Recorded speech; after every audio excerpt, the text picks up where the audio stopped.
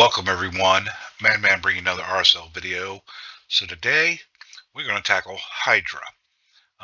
Specifically in this case Brutal, but we're going to use two different things here. So mostly the same comp, and of course it's not in there. So let's just go back to rank. So we're going to use Mighty Yuko here. He's in a Relentless Set and Perception. Here's his total stats. A lot of HP, a lot of defense, a little bit of attack, quite a bit of speed, and mainly accuracy there. And then he is fully booked, and what we're going to want, or we will turn off in one particular case, is his increased speed here, so he's not using that, and then we'll just manual in when we need to revive. But mainly we want to block buffs as well as steal random buffs, and then potentially decrease accuracy, and the decrease attack of course is helpful as well. And he is in Brimstone, and he is 5-star blessing, so he is going to place Brimstone a lot. And the good thing about it is at 5-star it becomes protected, so it does not get wiped off. But that is a Mighty Uko, so he will be in the comp. Next we also have Mishinaki, who is fully booked as well. The HP burn, and then the passive with the 50% chance to join in the attack if they're under Hex. So that comes in handy there. He can place decreased defense, another secondary decreased attack if Hex is out there. So that is beneficial. And of course he can remove all buffs and then place Hex. So he is a damage dealer / CC. I know, wow. Crit damage set, and then Bloodthirst, so that we have almost 52,000 HP. He's defensive base, so 4,400 defense.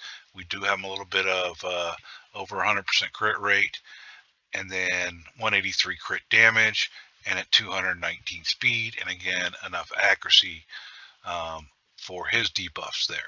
So might be do a rebuild, but there is Mishinaki. And then the next component is Mithrala here. She's just speed and perception right now, but her stats, almost 70,000 HP, 2,900 defense, 227 speed, and lots of accuracy. She's mainly built for arena, but she's got enough accuracy, and we want her to place Hex, and then increase defense and increase attack on the allies. Plus she has the cleanse with the strengthen and shield, which it comes in very handy. And then poisons, which is not quite fully booked, and her passive's not really going to come into effect because of petrification. There is not going to happen on the heads, but she does have Dark Resolve blessing as well. Real quick, what does Mishinaki have? He has Indomitable Spirit to give him a little extra defense and a chance of blocking the stun, sleep, or fear. Mainly just the fear there from the head of, I think it's Torment. Whenever our 4th champion here, which is one of my few fully 6-star blessed champions there with Phantom Touch, so he's going to get a lot of extra damage and speed and stuff. He is of course fully booked, and basically he's one of our main damage dealers besides Mishinaki, and I have him in crit damage and lethal set there with 43,000 HP, 4,500 attack, 100% crit rate. He's up at 225 speed and 263% crit damage, and he does have high resistance. Accuracy we don't really need, because I think this is only one. Chance to decrease the duration of random buff, yeah, that would be nice, but he's here to cleanse the true fears and basically ignore defense and lay down the wood. Now the other two that we'll be switching between are going to be, first we're going to run with Razelvarg here. Now he's fully booked, um, and we're going to be utilizing his increased speed and increased accuracy. And then also we built in enough accuracy, at least for brutal here, that hopefully the leech lands quite a bit so we can get some healing back up. And then of course he attacks 3 times. He's got the speed order, so he'll be in the lead there. And then I went and built him. This was the third actual build, but I gave him some perception here for the accuracy and relentless. Now his stats are a little not as great as I'd like. He's only at 44,000 HP, but he's up at 4,100, and I probably need more like 5,000 plus for this 226 crit damage to be balanced out and effective. But does have a 100% crit rate. He should have enough resistance and enough accuracy with his increased accuracy to land that leech, and he's only at 167 speed. But remember, his passive gives us an extra 100 speed. So fairly quickly, because this is a long battle, he'll be up to 267 speed. Of course, we're using his aura too, so he'll be pushing farther, and he puts increased speed on, so he'll be running pretty doggone quick. But he is built for doing damage, and like I said, 100% crit rate and over 200% crit damage there in relentless. So there we go. I do have some improvement here to where I can add some more crit damage, and of course I haven't put any other blessings. I literally just rebuilt him. He was originally mainly in perception and speed, but he was getting his buff stripped left and right and going down like a sack of potatoes. So I was like, well, if he's not in the fight and he doesn't have the buffs, then what good is he? So I built him with a lot higher resistance and put him in reflex, but I'm like, okay, great, he's going above 500 speed. I don't need him in reflex. He's going to cycle around fast enough to his skills anyway. So there we skip that. Okay, one other person I forgot, this will be a staple too, is Owella. Yes, Owella. And she's actually more amazing than you think here. But she's in resilience for more HP, and then Guardian. And she's up here, 78,000 HP, 30, almost 3,200 defense, 254 speed, so she's going pretty fast. She's got good resistance. We don't care so much about the accuracy. You can build it if you want to. Now, she is not fully booked, and a few test runs before, she was barely even booked. All she had was the damage here. Decreased speed would be nice, you know, to land that on the one head. I can't remember it, the one that does the cleansing and all that. But anyway, the bigger thing is we went ahead and put some more books in her because she had 0 books in here. In fact, she only had 1 book period before, but I got lucky. They all landed here, the books I did have. So now we're on a 3-turn cooldown with this heal, plus we get an extra 25% out of that heal. And this was unbooked, so it was 6-turn. We're now down to 3-turn, so we're going to be increasing the resistance for 2 turns on all allies, plus filling the turn meter. So they're going to be going a lot faster now, and then this is going to cycle through a lot more often. And then, like I said, so she's in resilience and Guardian there. And then the other champion, we're going to swap for Razelvarg to see pretty much who's better, is Nekmo Thaar. Now, she doesn't have, nor does Raz have a blessing, but Nekmo Thaar, he is in speed and relentless as well. His stats are definitely better. He's got way more HP at 6,400. He's got 3,500 defense. He's at 267 speed, but he's not doing any damage. He doesn't have much in the way of resistance, but he does have the accuracy, because the great thing about his decrease attack and it's AoE, so pretty good chance to land it. He can actually put out some damage, so if you ever want to build him for some damage, great. But I wasn't going for that. What I want is the decreased speed going out with the leech for 2 turns, and of course I want the increased speed. And the nice thing about him is he grants an extra turn on this one, so that's the benefit he has over Razelvarg, is he gets the extra turn after doing this. he's only got a 19% speed aura in all battles, where Razelvarg has 20. So very small difference there. And then he does have a 2-star blessing here, which is the chain breaker. So again, any stuns, any provokes, any fear of true fear there, we can hopefully have a chance to remove those. It's a slim chance. Plus the extra defense is helpful. So when we, if we ever get higher up, then that'll definitely be a more benefit. But he is moving faster there again, at 267 speed there. So of course he'll get the increased speed boost, but he doesn't get the passive like Razelvarg. So with Razelvarg, I'm going to try and take advantage of that, let him do more damage, and slowly build up to the higher speed.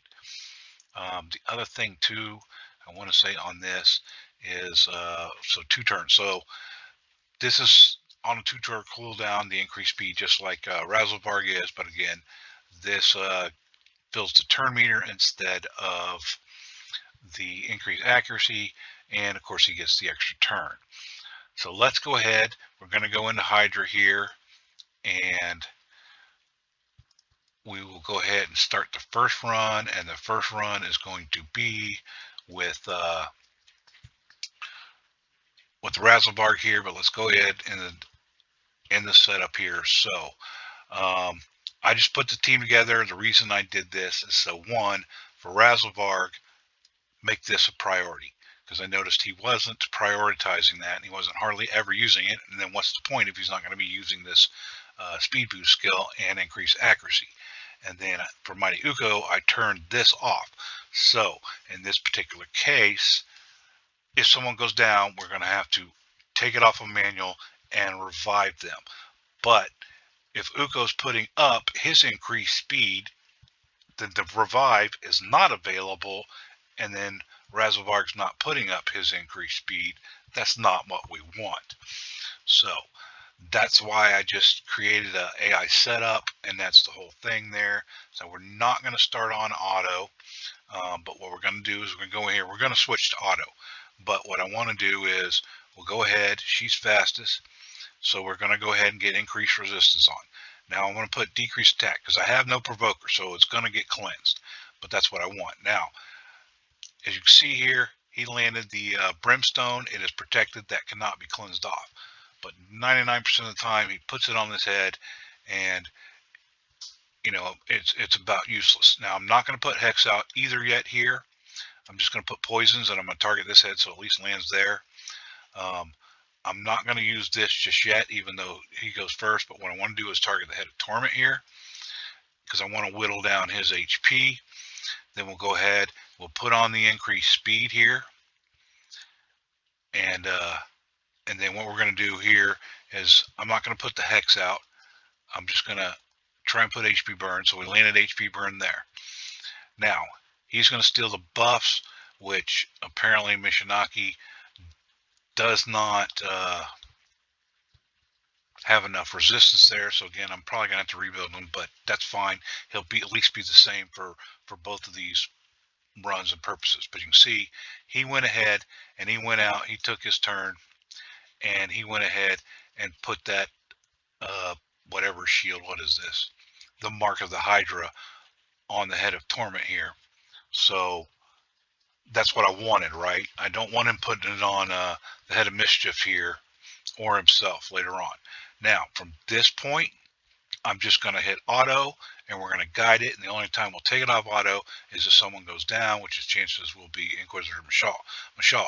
But Mishinaki should hopefully uses A3 now, cleanse this off, and then Mithrala put Hex out. So at least we're going to get more damage from that A2 after this first turn here from Inquisitor Shamal. But let's that's so just a quick little thing there. Unfortunately, it's not I've only tested it once before, and this is a new test with Razelvarg pumping out more damage and let him slowly increase speed. And you see he's not going super fast there as of yet, but we'll just let this run play out, and we'll check back with you either when we got to take it off of auto there, or if we're at the end of the run, and see where we end up. All right, we'll see you towards the finish line.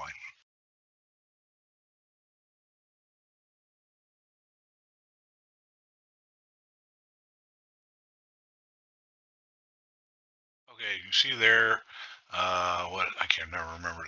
The head of the K there is taking advantage and eating our Shamal there.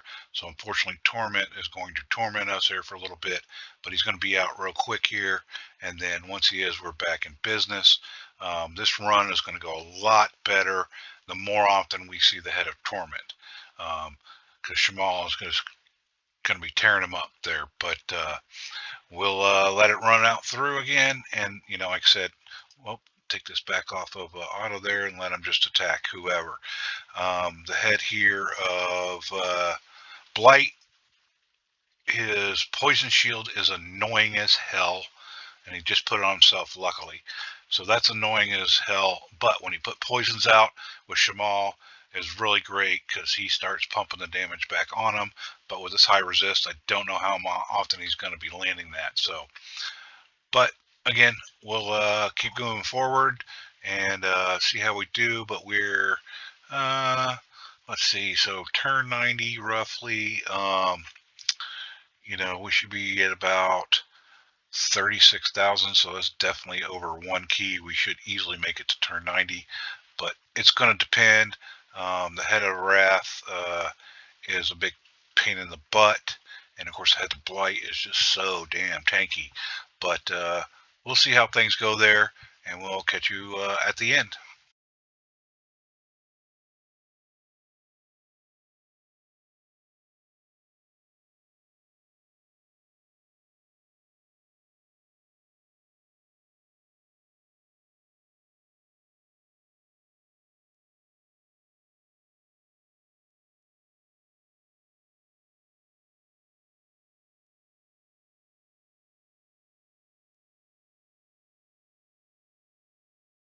I wasn't paying 100% attention there. But somewhere around turn 384, we hit the one key mark. We're still going, not really too much in danger. Now, the head of Wrath here is our biggest nemesis, because other than Mithrala's shields and strengthen buff, he's going to smack us hard. But other than that, all the rest of the heads are pretty much fine.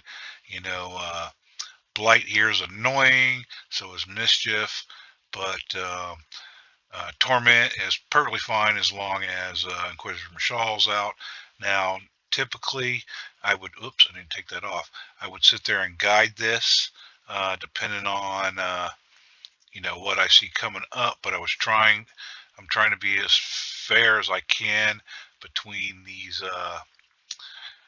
actually wish Wrath would have, finished off Shamal there and got the target off of him. But anyway, just trying to be as fair as possible between the comparison of Razelvarg to Nekmo Thaar. So we'll continue on, but there you go right there. We are already into a one key, and we're going to see how far we do get.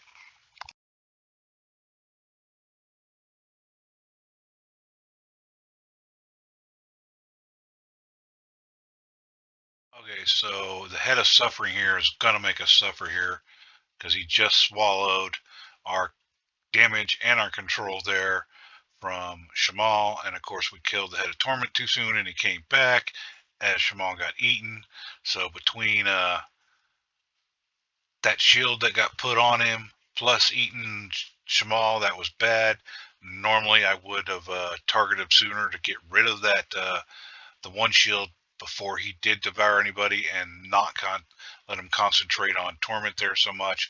But we're well past the one key there, so this is definitely working. Now earlier, before I changed the gear on Razelvarg there from what was it again, Reflex into Relentless, We did about 45 million on auto. Of course, that was more guided auto there. So there's another champion swallowed. So now we have no revive. Um, but like I said, we did like 45 million earlier. Um, but of course, I could target things. So like the head of wrath there, having that shield, I want to, it's not putting out as much damage, but I want to get that chinked off as much as possible because, if he eats somebody and he's got that on there, forget it. They're not coming out because I'm not. If you notice, there's no enemy max HP champions out here. So this run still definitely solid one key or whatever so far here, but it looks like it's going to come to an end. So let's just go ahead and we'll keep going there. I doubt that we're going to get whoever out. We got no way of raising Razelvarg. So, and then whoever's in there just got eaten. So it's about game over there. Yeah, Head of Wrath for us is the worst. So there we go. 41.51 in damage. Got 7 million there out of Razelvarg. Inquisitor Schmal usually does just as much as Mishinaki, but Mishinaki was 11. We got quite a bit out of Mighty Uko. I think a rebuild of Mishinaki would definitely help up the stuff. Well, it didn't do much, but look at that. Quite a bit in the heals. Mishinaki got quite a bit of heals. I'm not sure what mechanic he's getting that from, but anyway. And then Shamal doing quite a bit of damage there. So we're going to free regroup this time. And we're just going to pull out Razelvarg, which is fine. And Nekmo Thaar should be somewhere right here in front. Again, we're going to start this off. And basically, I'm just going to manual. This part doesn't matter too much, but I'm going to manual the beginning here so that once he does his cleanse, and then we will set it on auto again. And you see, Brimstone loves to go on his first head most of the time. Now again, we're going to target Torment here, but I'm just going to use the A1 for right now. So that next go around, hopefully there'll at least be some Hex out there. And then Shamal can do his, come on, target, thank you. He can do his A2 there, which really lays down the wood. And Shamal does come in handy against Head of Suffering here because he's so tanky, and that ignored defense between his kit and his gear is so much better. Okay, he still hasn't gone yet, so I'm just going to A1 into Torment here. You can see we're a little bit faster with Nekmo Thaar to start with. Okay, he cleansed. Now we're just going to hit auto here, and again, normally, a head that gets the shield there, I would target to knock that shield off so that that's not an obstacle once someone gets eaten. But for this purposes, we're going to try to be fair, and we're just going to target whoever gets eaten. This is the downside of not having AoE max HP nuker there or whatever. You can't just literally let it sit on full auto. But we'll see how much output do we get on this one here. So see you at the end.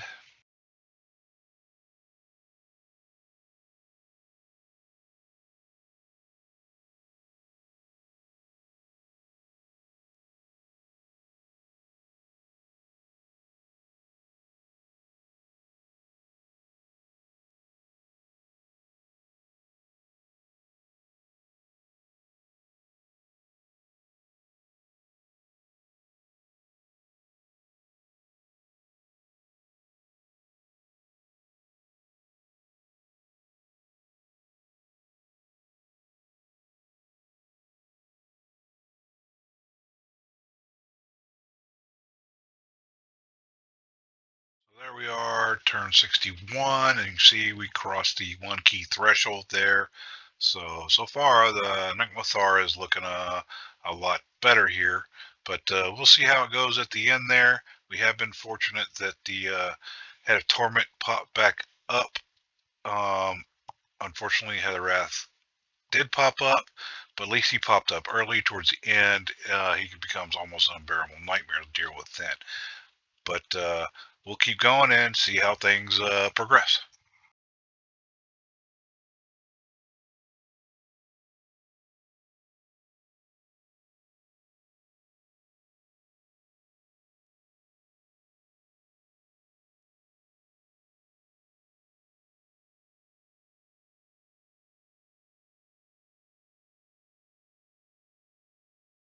Well, we've exceeded the total there from the other one, and we're only at turn 100.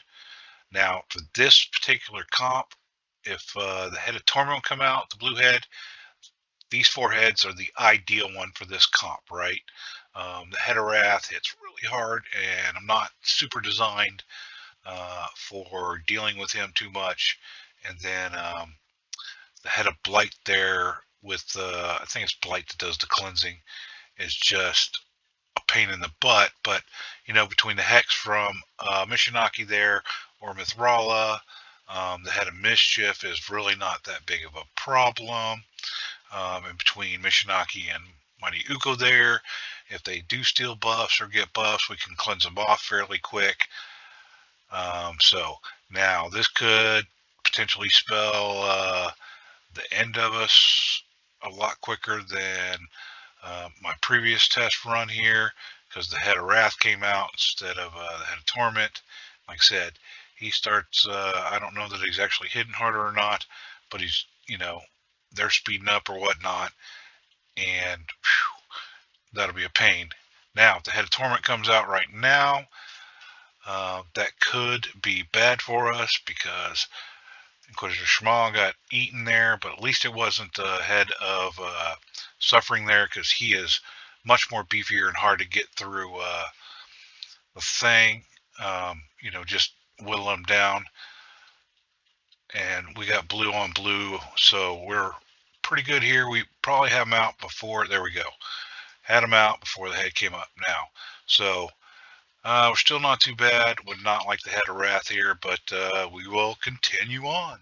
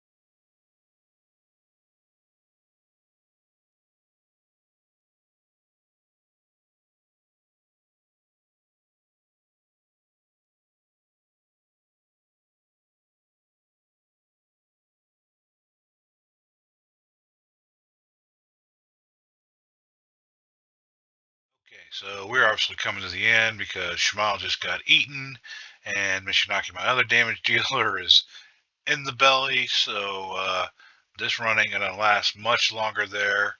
I don't know that we even really need to target anything, but this first time ever seen turn limit approaching pop up for me. Definitely never been over turn 200, much less 234 there. And 96,000 is just a crazy number. Um, so just go ahead and just turn that off there. But yeah, I'm going to keep this score here. 36 was my previous high. So yeah, we really upped the damage here. So there we go. 96.53. My personal best here. Let me take a screenshot of this. And anyway, we got 26.5 million for Mishinaki, but look at that, 32.6 from Inquisitor Shmal. We got 10 million out of Mithrala there, 16 out of Mighty Uko, Nekmo Thaar almost doing 10. Of course, Oella not doing next to nothing, but quite a bit of heal. I still don't know why we're getting heals from Mishinaki there, but I'll have to look in his kit further, something that I'm missing there. But I've been running the same team. Now, in fairness, Shmal, same, blessing, 6-star blessing and everything. But in Reflex versus Savage, huge difference. And then instead of actually Oella, I was running Husk. So even though she's not putting on much damage, and that heal doesn't seem like anything crazier than actually she got out healed by Mishinaki, that increased resistance, which allows you to put more accuracy or whatever out there, and the heals that she's providing way, way outweigh than having the Husk or the Royal Guard putting the damage out there. She allowed us to last longer. Now, obviously, Nekmo Thaar, you know, is way better than Razelvarg. I mean, I don't know if there's any comparison. I mean, I could put Razelvarg in the gear that Nekmo Thaar is, but what I think it really boils down to is that leech, the decrease attack, definitely, is probably coming in clutch there. But getting that extra turn on the A3, putting the increased speed and getting another turn, which generally is going into his AoE leech move. Just, I think that's what's making all the difference in the world. Plus, he's in Relentless, so it's crazy there. Crazy. I'm just ecstatic for this amount of damage. Now, I like to be thorough, if y'all know me in my videos, so let's keep this result here. And then, real quick, because I know I didn't show them before, bear with me here. Are we having internet issues? All right, real quick, I like to do this to make sure I'm thorough here. So we went through the gear, we saw their skills and who's booked and who's not, but masteries here. So for Mighty Ugo, we just came down, we gave him a War Master there, and then support tree to give him more accuracy, and Cycle of Revenge and stuff. So that's his masteries. I'm not going to spend a whole lot of time on it. Mishinaki's masteries, pretty similar, came down. Give him a little more of this, and again, almost the same masteries on the support tree, but I think this time we went when attacking with 50% or less HP. I might want to change that now with Oella, but I don't know that you're going to be at full HP, so I'm not sure it makes a big difference. Nekmo Thaar, his masteries, again, kind of down here to War Master, but a little more support here. Because we want the accuracy so he can land that leech. But those are his masteries there.